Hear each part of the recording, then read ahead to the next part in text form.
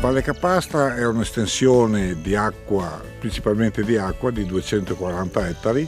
Non è altro che una superficie dedicata alla caccia e alla pesca. La caccia quando è aperta da primi di ottobre al 31 gennaio e la pesca tutto l'anno, però di solito si pesca da febbraio fino a fine luglio.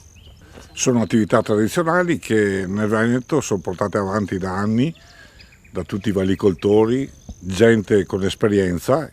Per di più in questa valle siamo i primi ad avere la certificazione bio e ad avere tutta l'acqua dolce. La caccia viene effettuata una volta alla settimana per 5 mesi, perciò sono circa 20 uscite in un anno.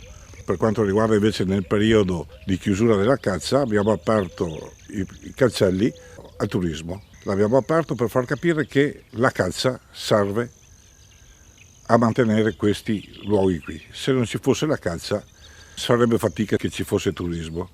Abbiamo qui delle cose un po' importanti che sono la pernice di mare, Terna Zappenere, il Frattino, Beccaccia di Mare, Cavaliere d'Italia, Vocetta e via di seguito.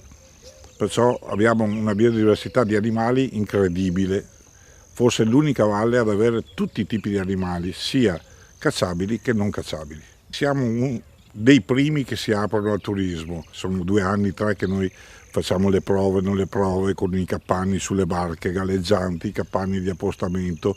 Abbiamo chiamato fotografi di esperienza internazionale per vedere di dare un prodotto che sia abbastanza definito e abbastanza bello sotto quell'aspetto lì. Io sono innamorato del Delta e se non ci fosse questa zona qua io andrei via dall'Italia.